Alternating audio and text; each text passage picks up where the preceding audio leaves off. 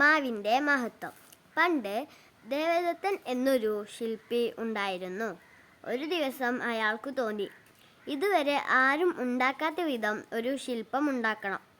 പറ്റിയ സ്ഥലം അന്വേഷിച്ച് ദേവദത്തൻ നടപ്പായി.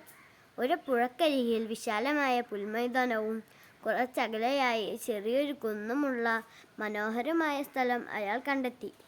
താമസിയാതെ ദേവദത്തൻ ശില്പം പൂർത്തിയാക്കി. അത് പ്രതിഷ്ഠിക്കേണ്ട സ്ഥലം നോക്കുമ്പോൾ പുഴക്കരയിലെ മാവ് നിൽക്കുന്നിടമാണ് കൂടുതൽ ഉചിതമെന്ന് കണ്ടെത്തി. ആ മാവ് വെട്ടിമുറിക്കൂ, അവിടെയാണ് ശില്പം വെക്കേണ്ടത്.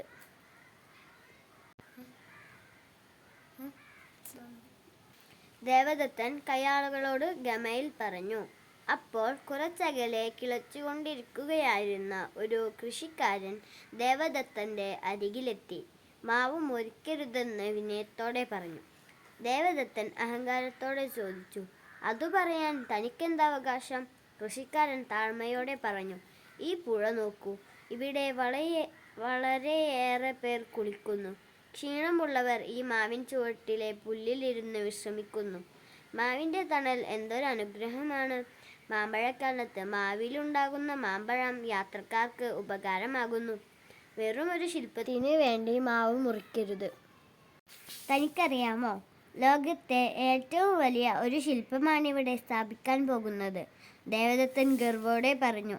ശരിയാണ്, അങ്ങേക്ക് ഒരു ശില്പം ഈ മാവിന് പകരമായി ഉണ്ടാക്കാൻ പറ്റിയേക്കും. എന്നാൽ 1000 കൊല്ലം അധ്വാനിച്ചാലും ഇങ്ങനെയൊരു മാവ് ഉണ്ടാക്കാൻ പറ്റുമോ?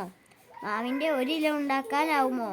അതിനാൽ ആളുകൾക്ക് ഉപകാരിയായ ഈ പാവം വൃക്ഷത്തെ വെറുതെ വിടണം.